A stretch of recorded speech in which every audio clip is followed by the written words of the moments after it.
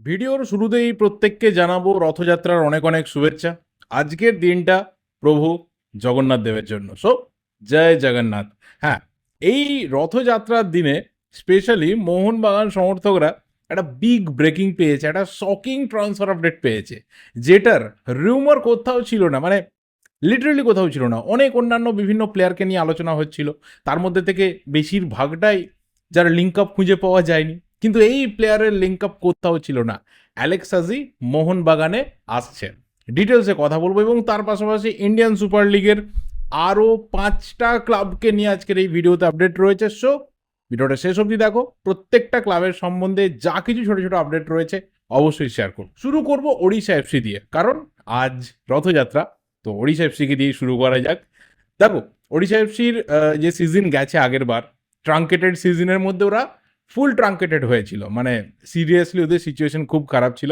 তারপরেও যে টিম নেমেছিল এবং ওরা ভালো ফুটবল খেলার চেষ্টা করেছিল, সেখানে কোথাও অবশ্যই ওড়িশা এফসির প্লেয়াররা, তাদের কাছে ক্রেডিট ফুললি যায়। এবং সেই টিমের অন্যতম দুজন গুরুত্বপূর্ণ সদস্য ভিপি সুহের এবং এডউইন সিডনি ভান্সপাল, তাদের দুজনের সাথে কিন্তু আরও 1 বছর করে কন্ট্রাক্ট এক্সটেনশন ওড়িশা এফসি সেরে নিয়েছে। এবং দুটো ভালো সিগনেচার হয়েছে। এক হচ্ছে কেরালা ব্লাস্টার্স থেকে সচিন সুরেশ, গোলকিপার। যদিও কেরালা ব্লাস্টার্সের সিচুয়েশন থেকে ওড়িশা এফসি সিচুয়েশনে এসে কতটা তার ভালো হলো সেটা তো সময় বলবে, বাট চলো ঠিক আছে। ওড়িশা এফসির নিরিখে একজন ইয়াং গোলকিপার পাওয়া গেল, এবং আরও একজন প্লেয়ার, সেটা হচ্ছে আমাদের আসানসোলের বাঙালি প্লেয়ার ঋত্বিক দাস।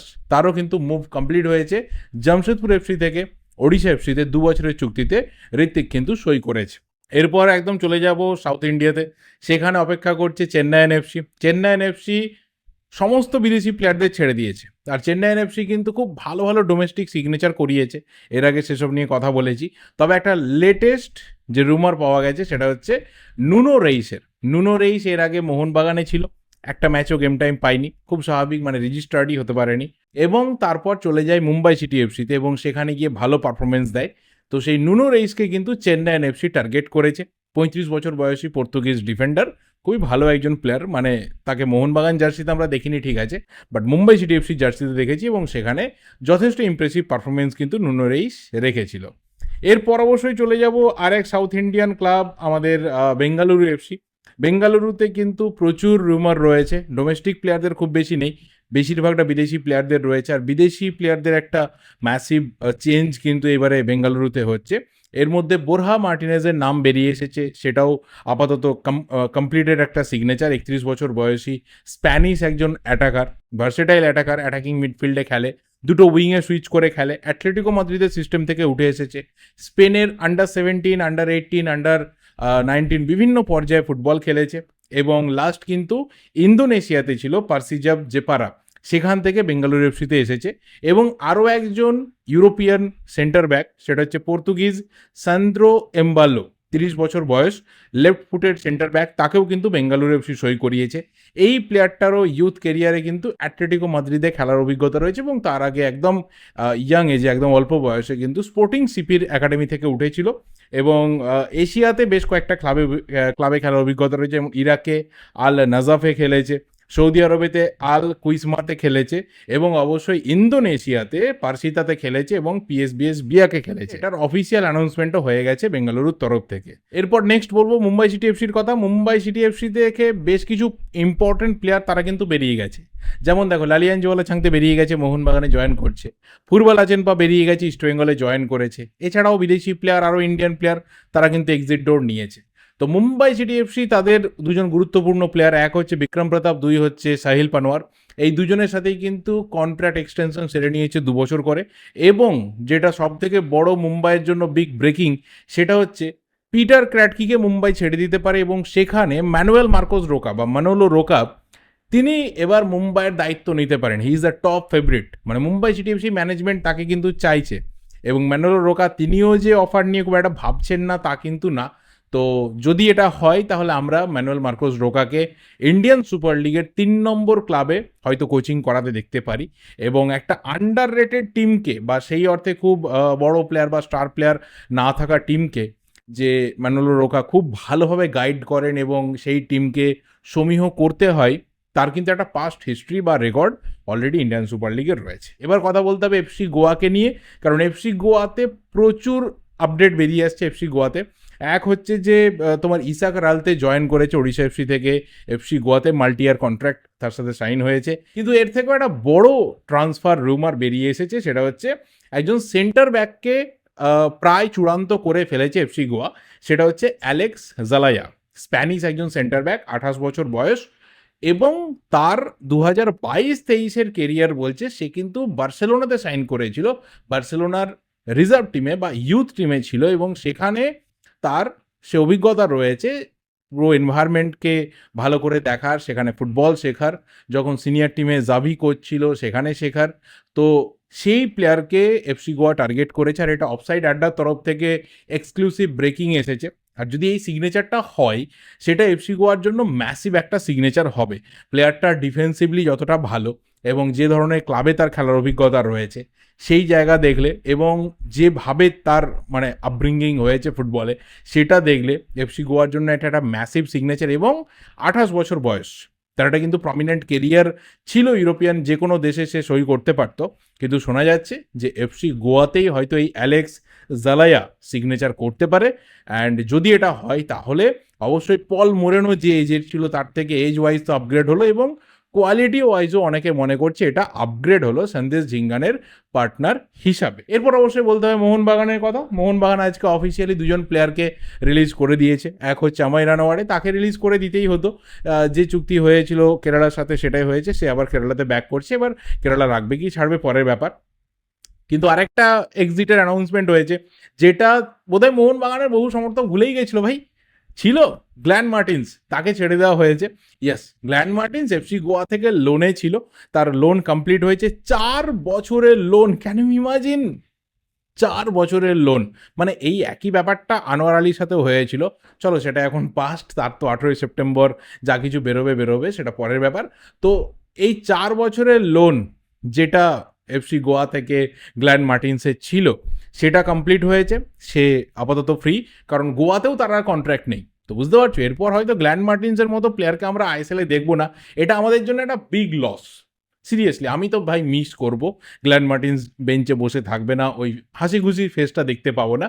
যাই হোক, জোকস অ্যাপার্ট, মোহনবাগানের জন্য দুটো বড় আপডেট। এক হচ্ছে যে অ্যালেক্স সাজি 3 বছরের চুক্তিতে সই করেছে, প্রমিসিং একজন প্লেয়ার, খুবই এক্সাইটিং একজন ট্যালেন্ট। তাকে আমরা গোকুলাম কেরালার সময় থেকে উঠতে দেখেছিলাম, তারপর নর্থ ইস্টে গেছিল, তারপর হায়দ্রাবাদ হাবি জাবি বহু জায়গা ঘুরে স্পোর্টিং ক্লাব দি গোয়াতে ক্যাপ্টেনও ছিল, কিন্তু তারা তাদের ক্যাপ্টেনকে ধরে রাখতে পারলো না। একটা আনডিসক্লোজড ফিতে সে মোহনবাগানে আসছে, এটা প্রথম ব্রেক করেছে কিন্তু খেল নাও আশিস নেগির একটা রিপোর্ট থেকে আমরা সকালেই জানতে পারি, দুপুরে জানতে পারি, সকাল বললে ভুল হবে।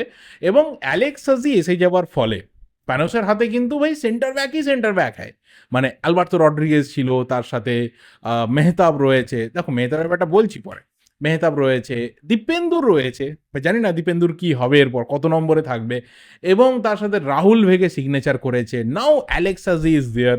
তো প্রচুর সেন্টার ব্যাক কিন্তু প্যানোস পেয়ে গেল, এবং তার সাথে সমীর জেলকোভিচও রয়েছে, সেও কিন্তু অ্যাজ আ সেন্টার ব্যাক খেলতে পারে। So lots of centre back প্যানোস পাচ্ছে। এবার এখানে ব্যাপারটা হচ্ছে যে অ্যালেক্স সাজি সিগনেচারটা হওয়ার ফলে খুব স্বাভাবিক একটা প্রশ্ন, যে এই এত সেন্টার ব্যাক নিয়ে হবেটা কি? সবাই তো আর গেম টাইম পাবে না, আমাদের এখানে তো ওই 60-70টা সিজনে ম্যাচ হয় না। তাহলে মেহতাবের কি হবে, দীপেন্দুর কি হবে, এবং কেনই বা রাহুল ভেকেকে নিয়ে আসা হলো? দেখো, প্রথম কথা হচ্ছে যে রাহুল ভেকেকে নিয়ে আসা হয়েছে 1 বছরের জন্য। সেটা একটা টেস্ট অ্যান্ড ট্রায়াল রান হতে পারে। একটা সিনিয়র প্লেয়ারকে নেওয়া হলো, ড্রেসিং রুমটাতে সে কোথাও একটা মানে কন্ট্রোল রাখতে পারবে, একটা সিনিয়র প্লেয়ার, তার কথা অনেকে শোনে।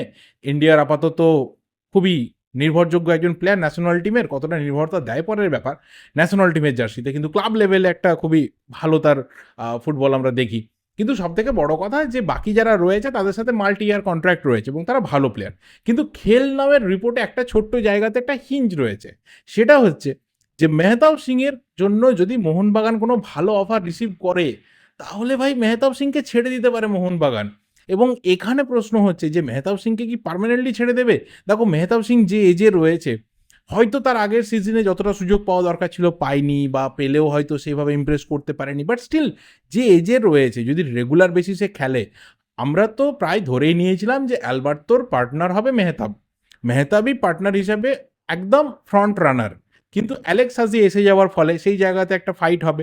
Even Rahul Bheke is there, তো সেই জায়গাতে মেহতাবকে পার্মানেন্টলি ছেড়ে দেওয়া আমি জানি না কতটা মোহনবাগানের জন্য ঠিক ডিসিশন হবে।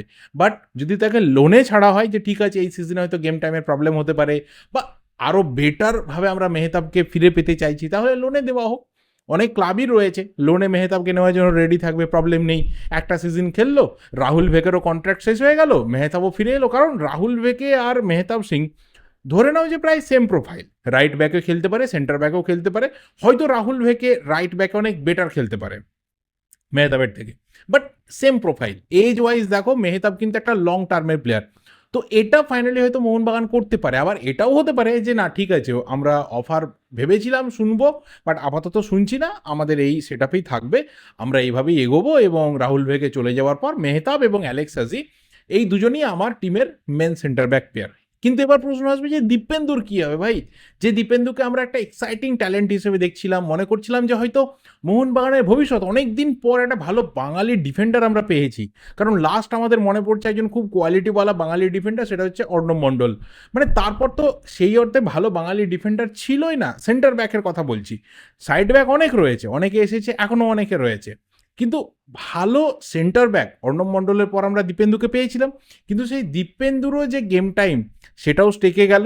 এবার যদি দীপেন্দুও ক্লাব ছাড়ে তাহলেও অবাক হওয়ার কিছু থাকবে না। কারণ আপাতত ইন্ডিয়ান ফুটবলের যা সিচুয়েশন, সেখানে বহু ক্লাবই কিন্তু চাইবে যে যে প্লেয়ার অলরেডি আইএসএলে নিজের নাম করেছে সে আমার ক্লাবে আসুক, সে আমার ক্লাবে ভালো খেলুক। তো এটা কতটা ঠিক হলো না হলো সেটা অবশ্যই তোমরা যারা একদম die hard dedicated Mohun Bagan fans রয়েছে অবশ্যই কমেন্ট করে জানাও। আমার কাছে অ্যালেক্স হাজির সিগনেচারটা সিরিয়াসলি ভালো লেগেছে, হয়তো শকিং আমাদের সবার কাছে, বাট সিরিয়াসলি ভালো লেগেছে। প্লেয়ারটা সত্যিই মোহনবাগানে খেলার যোগ্য।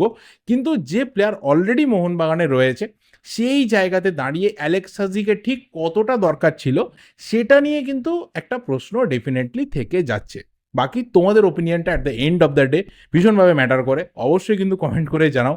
আমার যা কিছু বলার ছিল আমি এখানেই শেষ করলাম। ভিডিওটা ভালো লাগলে লাইক করো, শেয়ার করো, দেখা হবে পরের ভিডিওতে। টিল দেন যদি চ্যানেলে নতুন হও অবশ্যই চ্যানেলটা সাবস্ক্রাইব করে বেল নোটিফিকেশন আইকনটা ক্লিক করে যেও।